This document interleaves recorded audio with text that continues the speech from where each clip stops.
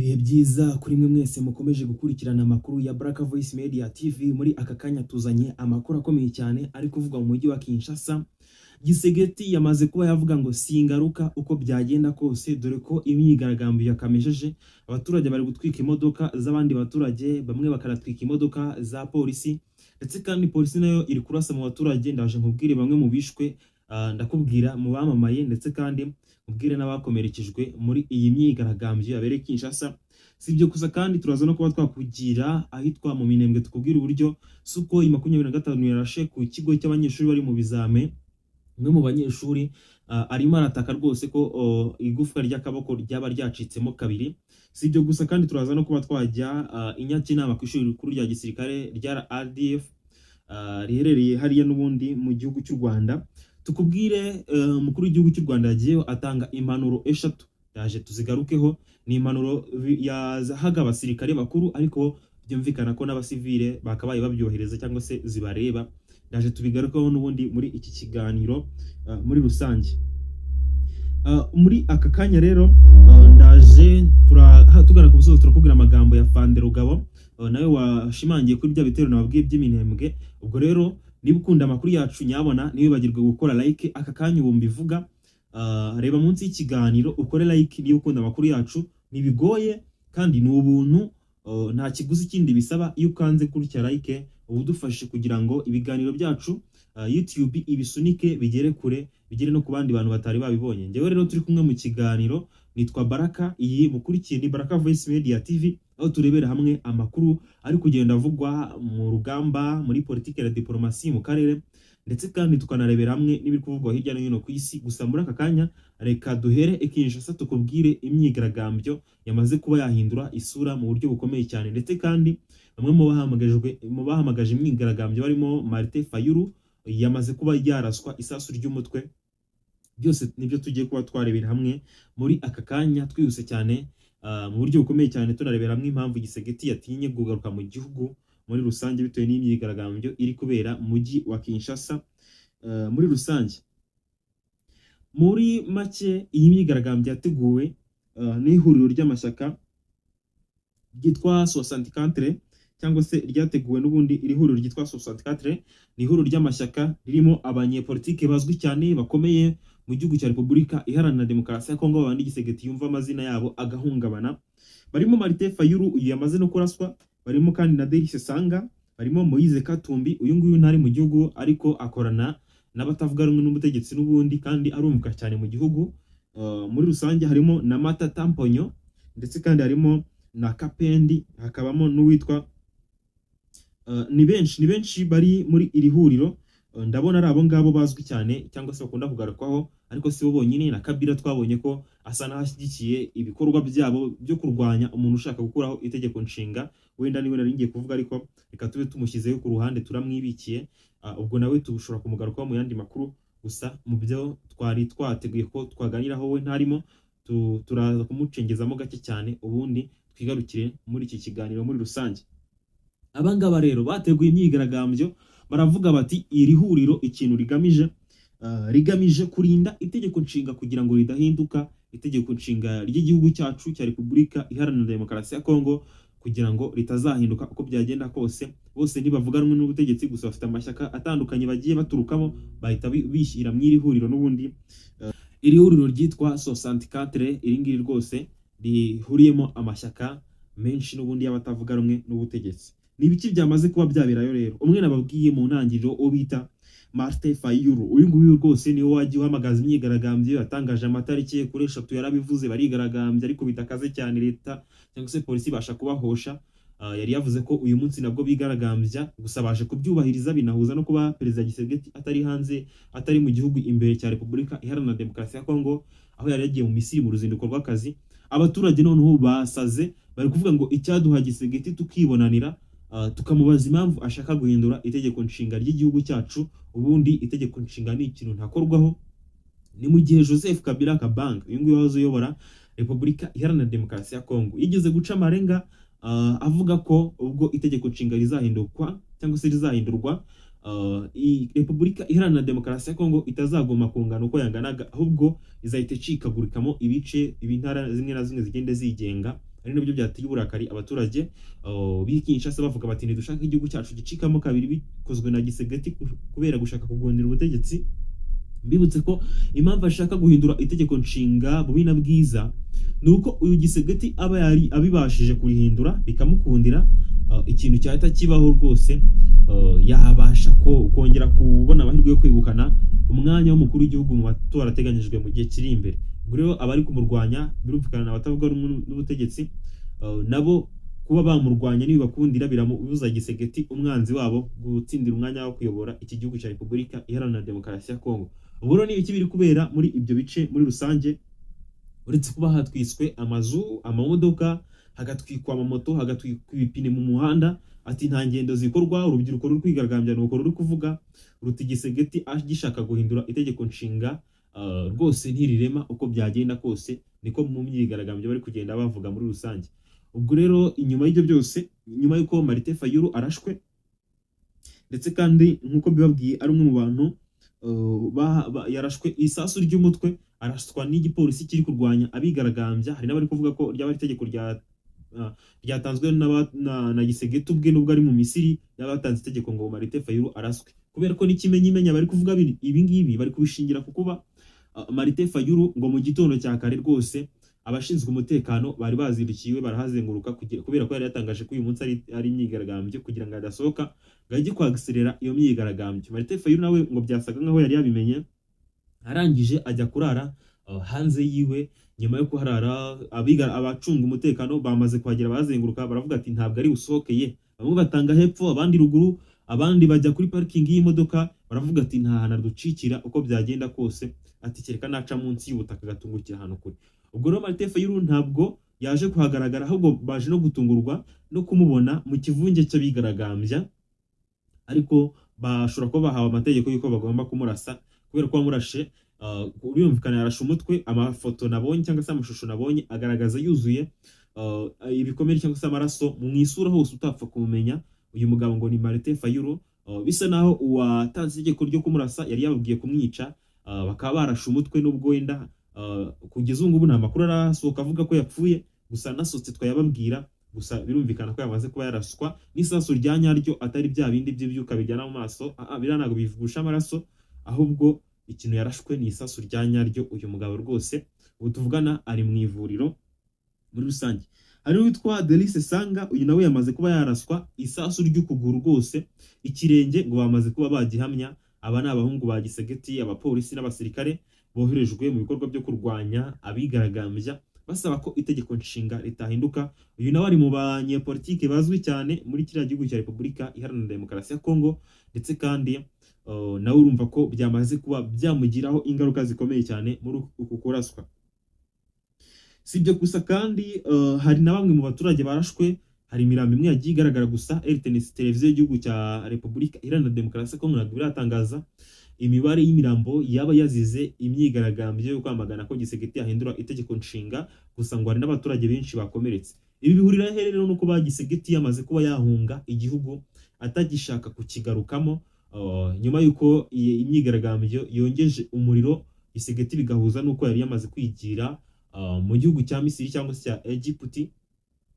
Gisegeti amakuru ari kugaragaza ko yari afite uruzinduko rutari runini rutarengeje iminsi 2, ariko ngo yamaze kuba yakongeramo izindi gahunda zitari zisanzwe ziri mu ruzinduko. Amakuru y'ingenzi agaragaza Gisegeti yagiye gusura bamwe mu bayobozi b'imijyi imwe n'imwe muri mu Misiri, ndetse kandi yanasuye inzu zitandukanye ndangamurage zirimo mize.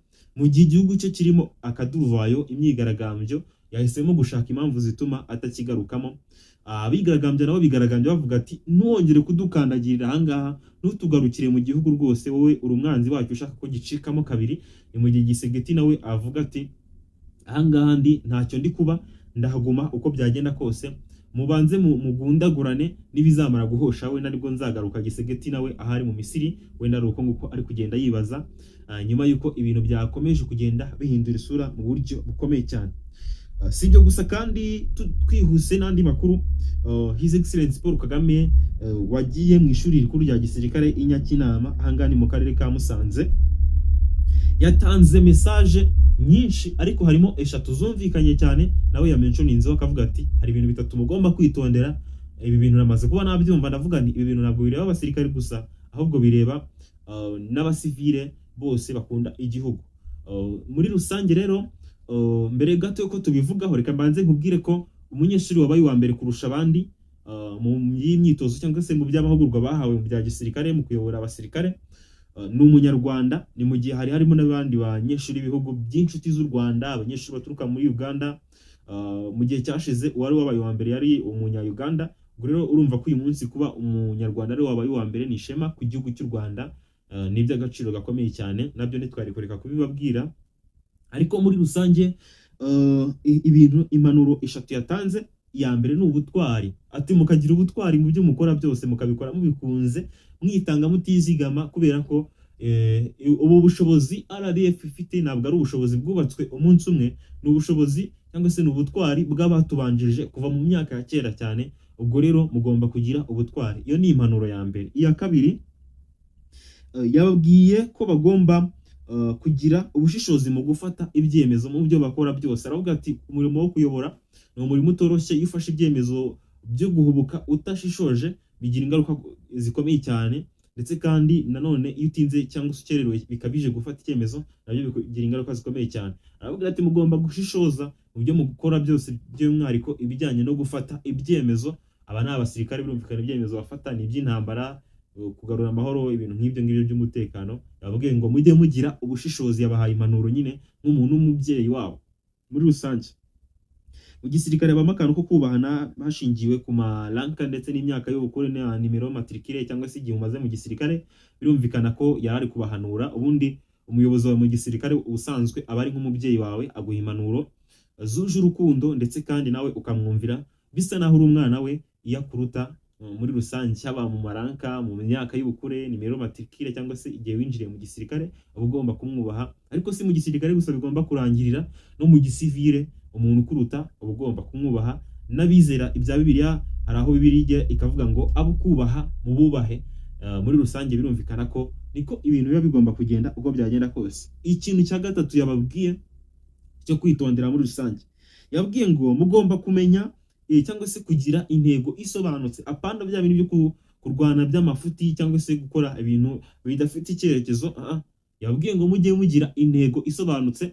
Byumvikane ko atari abasirikare gusa bireba, n'umusivile agomba kugira intego isobanutse. Yaba ari umumotari, yaba ari umufundi, agomba kujya kubaka afite intego isobanutse, avuga ngo ibi bintu nubatse biba ari ibintu by'akamaro, bizagirira akamaro abo ndi kubakira. Kimwe n'umusirikare uvuga ngo ngiye kurinda igihugu cy'u Rwanda, kugira ngo abaturage bagire amahoro, bashiki banjye, ababyeyi banjye, inshuti, abaturanyi, abo nzi n'abo ntazi, abo nkunda n'abo nakunda, kugira ngo bagire amahoro. Yababwiye ngo mugomba kugira intego isobanutse. Icyo ni ikintu cya gatatu umukuru w'igihugu cy'u Rwanda His Excellency Paul Kagame yabwiye abasirikare bakuru bashoje amahugurwa ku ishuri rikuru rya Nyakinama riherereye mu karere ka Musanze.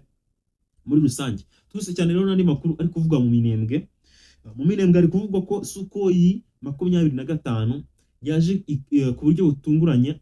Amakuru aturuka kuri Afande Fidel Rugabo. Uyu nguyu ni umwe mu bakunda kugaragara bavugira umutwe wa Twirwaneho. Yagize ati ubundi Minembwe yaramutse imeze neza, ndetse kandi ni nyuma yuko ibitero byo mu minsi yashize byagerageje kuturwanya tukabisubiza inyuma. Ahubwo rero uretse ko bari barigaruriye ibice bya Minembwe ngo yavuga FARDC n'abambari bayo, nako ibice bya Mikenke n'ubundi nabyo biri mu Minembwe muri territoire ya Fizi, hani muri Kivu y'Amajyepfo. Ati kuba barahigaruriye yego ni kimwe mu byabayeho, atari ku uyu munsi hari haramutse neza pe, hari ituze, akazuba cyangwa se umucyo niko wari waramutse hatuje rwose, abaturage bari mu byabo. Abanyeshuri bari berekeje ku bigo by'amashuri bagiye gukora ibizamini bya leta. Niko uyu mugabo Afande Fidel Rugabo yabivuze. Ati noneho bigezeho abanyeshuri bari mu mashuri nibwo Sukhoi yaje itangira kurasa mu mihana itandukanye, ndetse kandi ibi byanateye ubwoba abanyamurenge benshi bahuriye mu bice bya Madegu. Ahangaha bahuriyemo bamwe bagiye guga ko niho haboroheye guhungira mu gihe ingendo zaho zoroshye, ndetse kandi banabona ko ari hasa n'aho ari kure y'umwanzi. Ibi bitero byateye ubwoba kubera kumva Sukhoi yo nagikanga ngo ahantu ni kure, ahubwo bo bavuze biti niba Sukhoi irimo igenda irasa hamwe twahunze muri zanzu twavuyemo, abasigaye yo ikabiri kurasa ku mashuri, natwe turageramiwe uko byagenda kose. Niko Afande Fidel Rugabo yabivuze. Ati rero suko y'ubwo yageraga hejuru y'ikigo cy'amashuri cyari kiri kuberamo ibizamini, ati yarashe amashusho ari hanze nyuma y'uko uyu mugabo yabivuzeho. Amashusho ari hanze agaragaza umwana umwe yakomeretse akaboko bikomeye cyane, abandi bana bari kuvuga bati igufa ryacimbutsemo kabiri. Ariko muri rusange tujye tunaganira, iyi suko 25 ni intwaro yaje kurwanya inyeshyamba zirwanya ubutegetsi bwa Repubulika Iharanira Demokarasi ya Kongo. Reka twemere ko twirwaneho irwanya FARDC muri rusange, reka tubyemere. Ariko se nk'uyu mwana w'umunyeshuri amaze kuba ugirwa casualty y'urugamba, yararurimo, yarari kurwana na FARDC? Igisubizo ni oya. Iki rero ni kimwe mu bimenyetso byerekana ko FARDC yibasira abasivili b'inzirakarengane.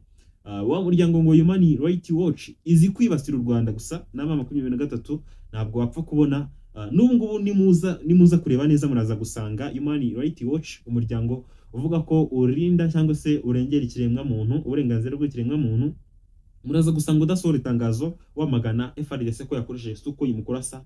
Reka tuvuge wenda uyu mwana w'umunyeshuri amazu yenda y'abaturage reka tube tuyashyize ku ruhande, ntabwo bari gusohora itangazo byamagana, ahubwo bazahengera mu gihe kizaza bahite bafata intare za Sarambwe n'isohora itangazo ryamagana ibi bitero suko zibasiye abaturage, bahite bahinduramo bavuge ngo intare za Sarambwe amadu ngo bibasiye abaturage.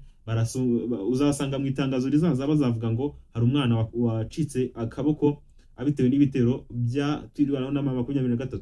Niko itangazo rya Human Rights Watch rizaza rivuga. Ibi rero bigashimangira ko uyu muryango bamaze ko bafata uruhande mu ntambara, ndetse kandi wibasira abo ku ruhande rumwe rwo mu ntare za Sarambwe ndetse na twirwaneho muri rusange. Amakuru ariko ubutaka bwa Repubulika Iharanira Demokarasi ya Kongo hirya no hino mu karere ku isi muri rusange turakomeza kuyakurikirana hafi, ndetse kandi tunabibutsa ko igikombe cy'isi cyamaze kuba cyatangira. Ubwo rero abakunzi b'umupira w'amaguru bari kugenda bagikurikirana akantu ko kandi, gusa twebwe tuba turi kugenda twikurikirana ibijyanye n'amakuru, politike na diplomasi.